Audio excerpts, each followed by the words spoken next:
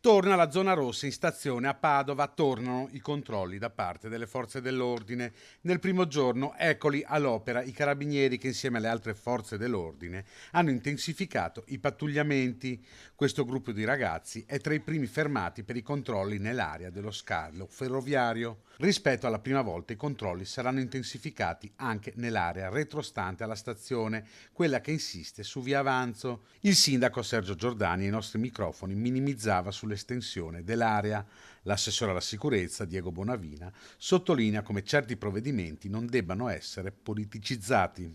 I controlli in città servono, sono necessari e anzi noi come amministrazione comunale auspichiamo la sicurezza per i nostri cittadini e auspichiamo che i nostri cittadini possano vivere tranquilli in qualsiasi zona della nostra città.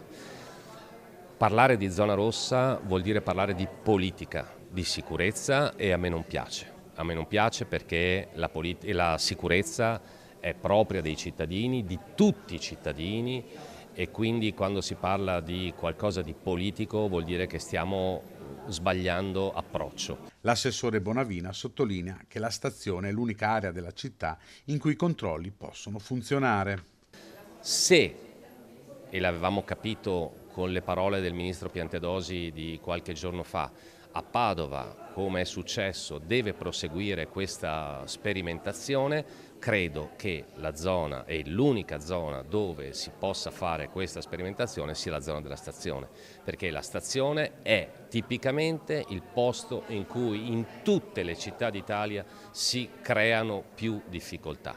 I giuristi democratici intanto annunciano un ricorso al TAR dopo aver verificato se il dispositivo confermato dalla prefettura ne abbia le caratteristiche forti anche della sentenza del TAR della Campania. La cosa fondamentale è effettivamente l'urgenza, cioè è tutto lì in cui si gioca la questione. Credo che se la cosa è ripetuta forse viene a mancare l'urgenza, ma questo lo dico da spettatore esterno.